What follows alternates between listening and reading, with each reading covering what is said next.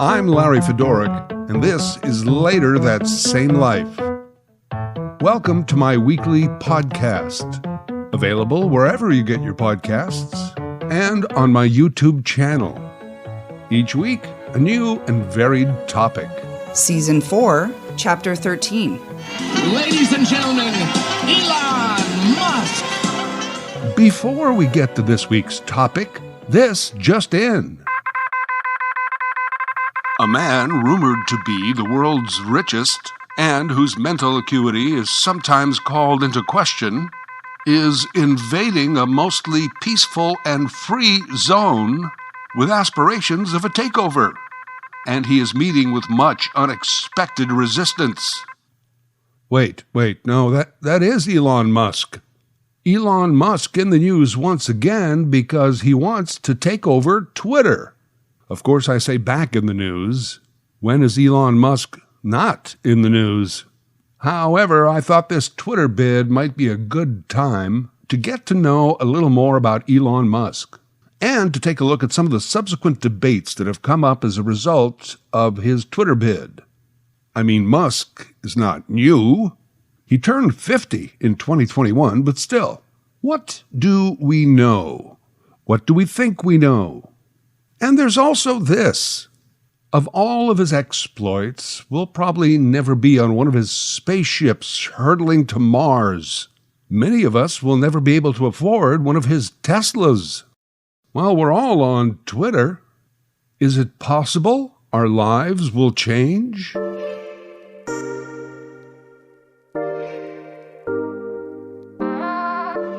All right, Elon Musk invades the free nation of Twitter. I mentioned he recently turned 50. Musk was born June 28, 1971, in Pretoria, South Africa, to Errol and May Musk. And here is the first of Musk's many Canadian connections. Did you know that Elon Musk's mother was born in Regina, Saskatchewan? Oh, yes. Now, when she was about 3, the entire family moved to Pretoria, South Africa. She knew her husband, Errol, from high school, and although they were not high school sweethearts, when they met again later in life, they decided to get married. They had 2 sons and a daughter. Mother May had been a very successful model and also got a university degree in dietetics in South Africa.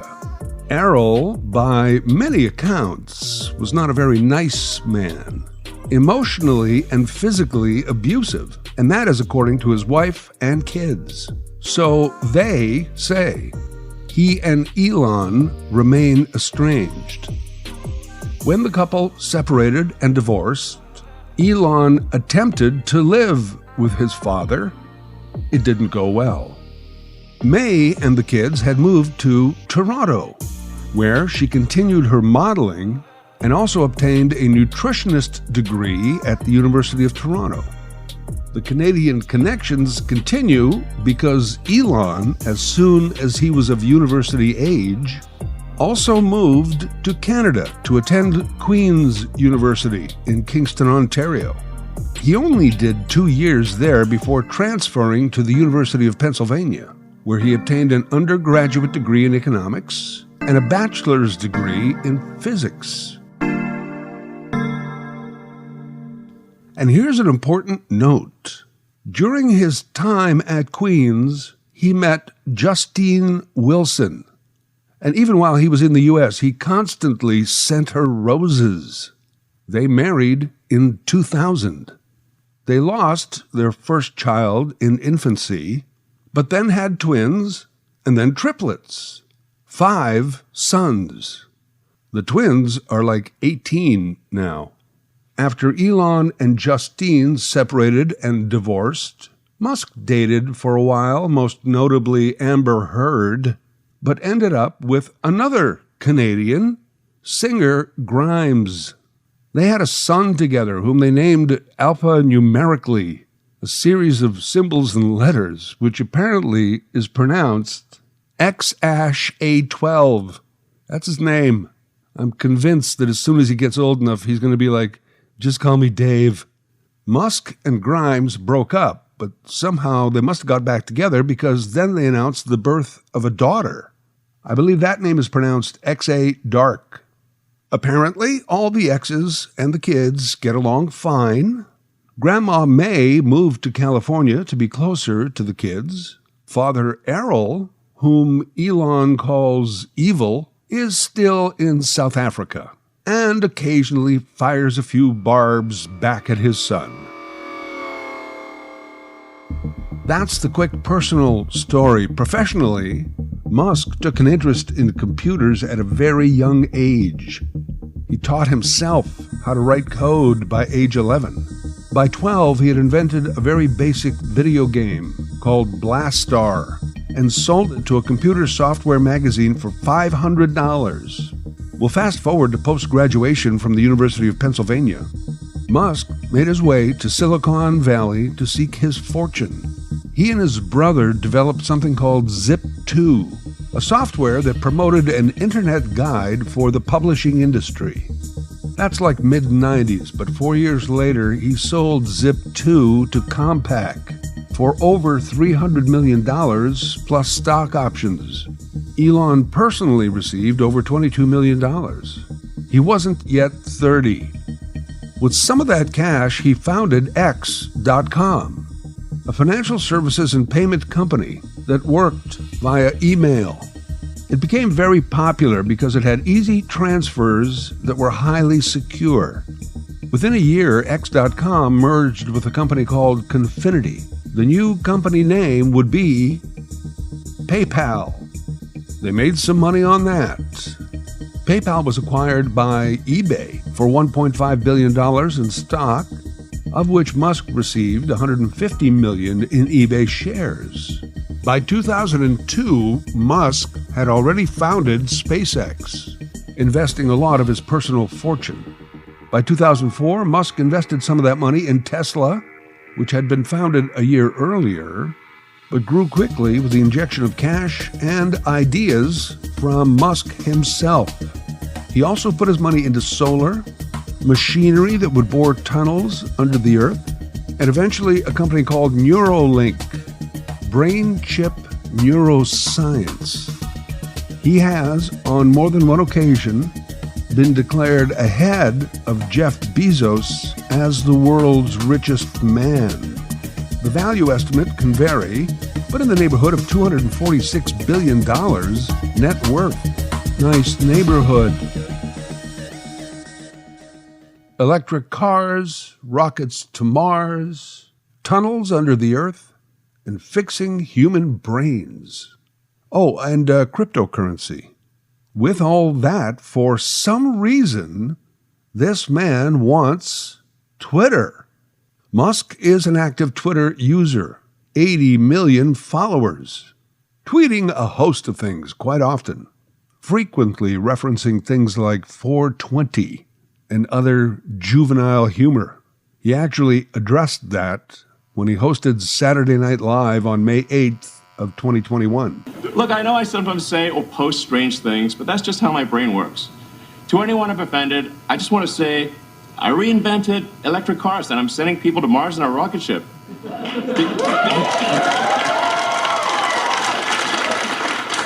Did you think I was also going to be a chill, normal dude? Yeah, I guess point made. I guess we shouldn't expect him to be a regular chill dude, nor should we expect him to be a real-life Tony Stark, Iron Man. That comparison often made. The real Tony Stark was born just 1 year before Elon Musk, has father issues, and proved early in childhood that he had computer skills. I guess the parallels were pretty easy to draw. Let's go back to that figure, $246 billion. Now, that's not exactly all cash in the bank. I'm sure Musk and the extended family are doing okay, not exactly clipping coupons to get by. But that $246 billion is a complicated stat. But somewhere in that amount, he should be able to find an actual $50 billion to buy Twitter outright. It started when Elon Musk bought around 10% of Twitter shares. making him the largest single shareholder. Normally, that would get you a seat on the board of directors. But suddenly, Musk shunned that.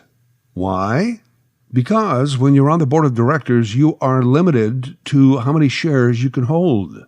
But even though Musk said he was going to be a silent, non-interfering partner, suddenly he wanted it all. He floated this buyout figure around $50 billion. The board of directors, meanwhile, including Twitter founder Jack Dorsey, fought back. There are a lot of weapons in the business arsenal to prevent these so-called hostile takeovers. You may have heard the term poison pill, which basically involves suddenly increasing the number of shares in a company, thereby diluting individual share value, so the person who's going to buy the company would take a huge financial loss. So maybe if Musk wants something bad enough, he'd be willing to take the haircut. We shall see. Because so far, for every roadblock they set up in front of him, Musk seems to be thinking of a workaround. Not surprising, after all, he does work on cars that drive themselves. How tough can it be to avoid the obstacles in your path? He's programmed himself to go around them. But why? Why does Elon Musk want Twitter? Well, some analysts say it's because he likes it. He certainly wouldn't be the first rich guy to do that. Hello, I'm Victor Kayam. When my wife gave me the Remington microscreen shaver, I liked it so much, I bought the company. Yeah, remember Victor Kayam and his Remington shaver commercials? Elon Musk likes the Twitter so much, he bought the company. I mean, it doesn't seem like a strategic business move, does it?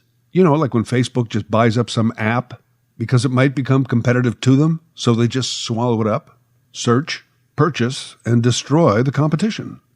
But in this case, Twitter wouldn't necessarily help Elon Musk get to Mars or even sell more Teslas. He wants it because he likes it. Now, he also feels he can fix it. Because let's face it, for all its great market value and popularity, Twitter financially has underperformed since the beginning. I assume Elon Musk sees business potential in Twitter. I don't think he'd just toss $50 billion away on a whim. He is a little more shrewd than that. Musk has also said that he's a free speech absolutist. All right. What is that? Free speech absolutist. So this is one of the conversations that has grown up around Musk's notion that he should own Twitter. Free speech absolutist simply means that you are absolute in your belief of the need for free speech. As Musk has framed it, someone you don't like saying something you don't like. That's free speech, I guess. Musk feels that in today's world there is less free speech and more censorship of the things that a lot of us don't want to hear. That may be true. After all, there are a lot of people that we don't like saying a lot of things that are really ugly. Musk's point is taken. If we are going to allow free speech, we must endure people we don't like saying things we don't like. I also think he's being a little naive. So here's the thing. I don't take my free speech and human rights advice from Elon Musk any more than I take my medical vaccine advice from truckers. I guess you don't become a billionaire without knowing something about something, but why we attribute a wider range of knowledge to a person just because they got rich, well, that's beyond me. There are lots of smart, poor people and more stupid rich people than one would think. IQ and bank account are two different sets of numbers. How did Elon Musk's desire to own Twitter turn into a debate about free speech? Well, for one, because Elon made it so. He started talking about free speech. And because he's a billionaire and Tony Stark, we started to pay attention to Musk. He began to wax on and on about free speech. Traditional media quickly followed him, especially Fox News and right-wing media. Suddenly, they made Musk their darling, a man they had previously showed contempt for or ignored altogether. Now, Musk was the man for America, suddenly the champion of free speech.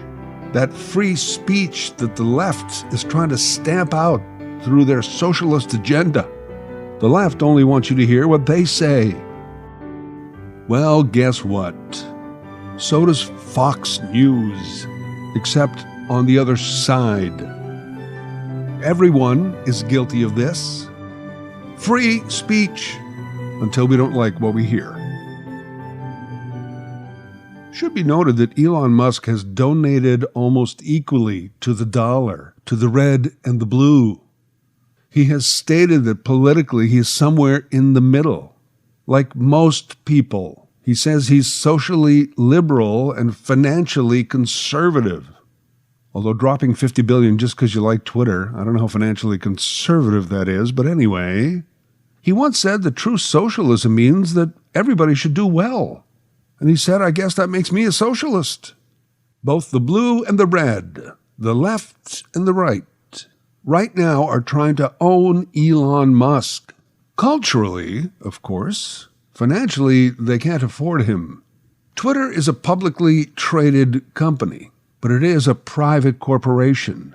That means they can do almost anything they want short of criminal activity. If they want to ban Donald Trump, they can do it. It has little or nothing to do with free speech. The debate that arose around Musk trying to buy Twitter has become this free speech issue. And subsequently, would he allow Trump back on Twitter? Trump, if he is to be a candidate in 2024, needs Twitter. His own rickety social platform just won't do. He needs Twitter. Would Elon let him back in? Well, we're getting ahead of ourselves for sure. Hush, hush, now everything's alright. Don't rush, we got all the time in life. Hush, hush, now everything's alright. Don't rush, we got all the time in life. There are two opposing phrases that are coming out of this argument. Some say that social media platforms who control their content are engaging in censorship. They say it's content moderation. That's the discussion. Those are the opposing sides. Censorship versus content moderation.